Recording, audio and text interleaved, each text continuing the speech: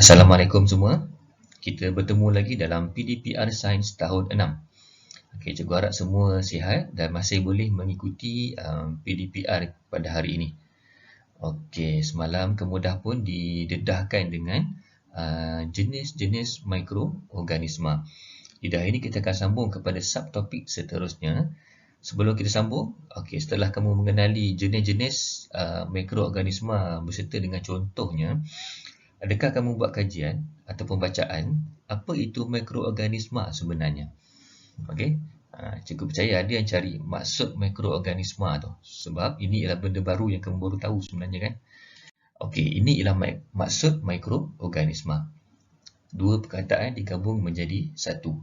Mikro. Mikro ni maksudnya ialah sangat halus dan tidak dapat dilihat dengan mata kasar. Okay, sangat halus dan tidak dapat dilihat dengan mata kasar. Mata kasar ni maksudnya ialah mata nampak, mata kita lah. Okay. Yang kedua, organisma. Okey, organisma maksudnya hidupan. Apa sahaja benda hidup di dunia ini dipanggil organisma. Jadi maksud mikroorganisma ialah hidupan yang sangat halus dan tidak dapat dilihat dengan mata kasar. Itu ialah maksud mikroorganisma. Okey, siapa yang boleh nampak ameba? Tak nampak dengan mata kasar kan? Okey, itu ialah mikroorganisma. Okey. Kita ke subtopik seterusnya, iaitu proses hidup mikroorganisma. Okey, disebabkan mikroorganisma ni ialah organisma, benda hidup. Jadi dia sebenarnya menjalankan proses hidup. Okey, kalau bersemuka ni banyak eksperimen yang kita boleh buat untuk melihat bukti di mana mikroorganisma ni menjalankan proses hidup. Jadi yang pertama, mikroorganisma ni dia bertumbuh. Okey, bertumbuh maksudnya dia membesar. Okey, dia membesar, dia boleh membiak. Itu sifat mikroorganisma. Okey. Yang kedua, mikroorganisma juga menjalankan proses hidup bergerak. Okey, seperti manusia, seperti haiwan, okey, mikroorganisma juga bergerak untuk mencari makanan. Okey, dan juga mencari pasangan. Kalau organisma ni dia bergerak sebab dua sebab je. Pertama untuk mencari makanan, yang kedua untuk mencari pasangan. Okey, yang ketiga, organisma ni dia bernafas. Okey, seperti manusia dan haiwan,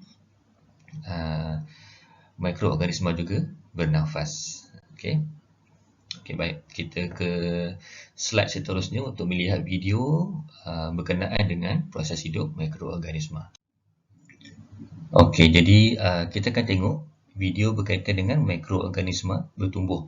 Okey, dalam video ini menunjukkan situasi di mana kita boleh lihat dengan jelas, okey, mikroorganisma ni boleh bertumbuh.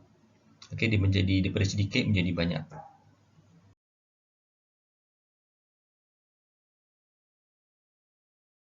Jessie dan ibunya kembali ke rumah selepas menghabiskan hujung minggu yang panjang di luar bandar. Jessie berlari ke peti sejuk untuk mendapatkan air sejuk. Oh tidak! Jessie terkejut apabila mendapati peti sejuk tersebut tidak sejuk. Terdapat juga bau yang kurang enak. Nampaknya peti sejuk tidak berfungsi sepanjang hujung minggu lalu. Jessie mengeluarkan roti yang telah berkulapuk. Buah-buahan juga telah dirosakkan oleh kulapuk. Makanan di dalam peti sejuk sudah tidak segar lagi. Oleh itu, Jessie dan ibunya membersihkan peti sejuk tersebut. Jessie dan ibunya membasuh tangan mereka dengan serta-merta selepas membersihkan peti sejuk. Benda hidup seperti manusia dan tumbuh-tumbuhan menjadi lebih besar dan lebih tinggi apabila bertumbuh. Namun, apabila mikroorganisma bertumbuh, mikroorganisma bertambah dalam bilangan seperti apabila mikroorganisma bertumbuh pada keju yang dibuang oleh Jessie. Untuk menumbuhkan mikroorganisma, keadaan yang sesuai diperlukan. Ketika peti sejuk tidak berfungsi, keadaan di dalam peti sejuk menjadi sesuai untuk kulapuk bertumbuh.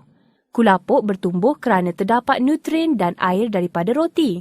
Suhu peti sejuk juga tidak sejuk. Keadaan-keadaan ini menggalakkan pertumbuhan kulapuk. Kulapuk roti, fungi, adalah contoh biasa untuk memerhatikan pertumbuhan mikroorganisma. Kulapuk boleh dilihat dengan mudah menggunakan mata kasar.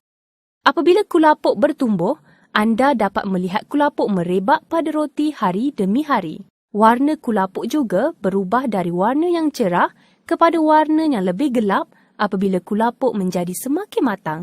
Ini membuktikan kepada kita bahawa mikroorganisma bertumbuh. Okey, kita tengok tadi dia bagi contoh roti kan. Okey, roti ni bila dah mencapai dah melepasi tarikh luput, lama kelamaan dia akan berkulat, kita panggil kulat kan. Itu ialah kulapuk. Okey, permulaan memang kita tak nampak kulapuk tersebut sebab kulapuk ni ialah di bawah fungi, dia ialah mikroorganisma.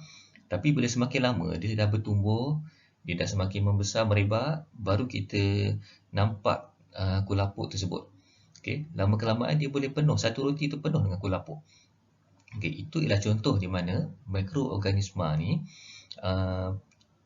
boleh bertumbuh. Okey.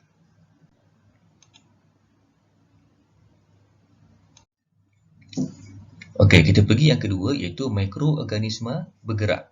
Okey, macam yang saya kata tadi, mikroorganisma juga ialah sejenis organisma, jadi dia bergerak untuk mencari makanan. Okey, dan juga membuat benda-benda lain yang memerlukan pergerakan. Okey.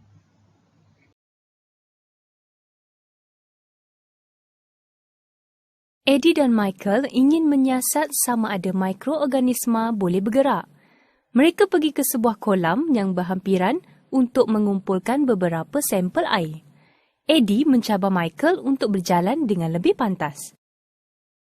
Mikroorganisma tidak mempunyai kaki. Eddie bertanya, bolehkah mikroorganisma bergerak? Jawab Michael, semua benda hidup bergerak dan kebanyakannya bergerak sendiri. Mikroorganisma boleh bergerak tetapi bukan dalam cara yang sama seperti manusia, haiwan atau tumbuh-tumbuhan. Kebanyakan mikroorganisma bergerak untuk mencari makanan. Mikroorganisma yang berbeza mempunyai struktur yang berbeza untuk membantu mikroorganisma bergerak. Sebagai contoh, paramecium bergerak dengan bantuan silium yang menyapu ke depan dan ke belakang. Ameba bergerak dengan mengubah bentuk secara berterusan, iaitu dengan membentuk pseudopodium. Euglena bergerak dengan memutarkan flagellum dalam cara tertentu untuk menarik euglena di dalam air. Apabila Eddie dan Michael memerhatikan satu sampel air kolam di bawah mikroskop, mereka dapat melihat beberapa jenis mikroorganisma seperti paramecium dan ameba bergerak di dalam air. Paramecium menggunakan silium untuk bergerak secara rawak. Ameba pula bergerak dengan mengubah bentuk.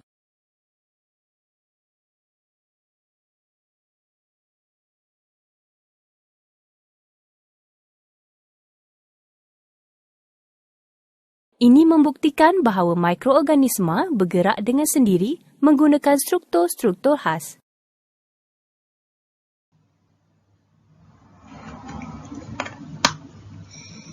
Okey, jadi kita dah tengok mikroorganisma ni memang bergerak sendiri menggunakan struktur khas. Dia tak ada kaki macam kita, tapi dia boleh bergerak.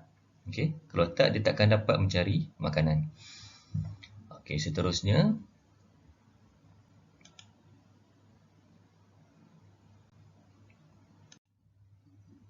okey, ini ialah mikroorganisma bernafas. Okey, selain bergerak, okey, mikroorganisma juga bernafas seperti organisma lain. Kita tengok video ni.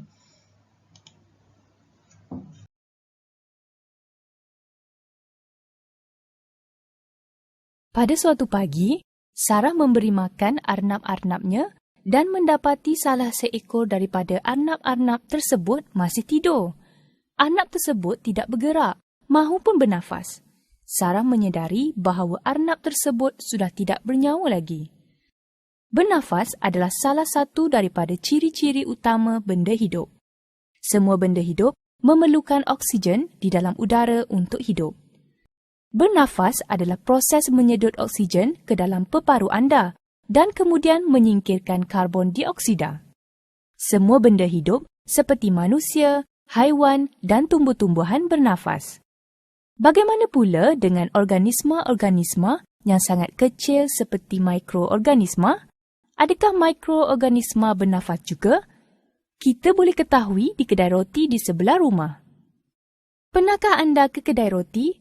Adakah anda tahu pembuat roti memulakan kerja di awal pagi kerana dia memerlukan masa yang lebih untuk menyediakan dough? Roti dibuat menggunakan yeast. Yeast adalah suatu mikroorganisma. Yeast juga bernafas dengan mengambil oksigen dan membebaskan karbon dioksida. Yeast memerlukan gula sebagai makanan. Untuk membuat roti, yeast ditambahkan kepada dough.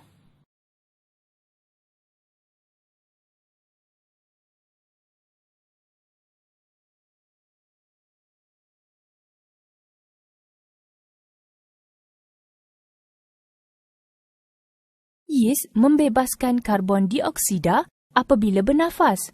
Ini membuktikan bahawa mikroorganisma juga bernafas.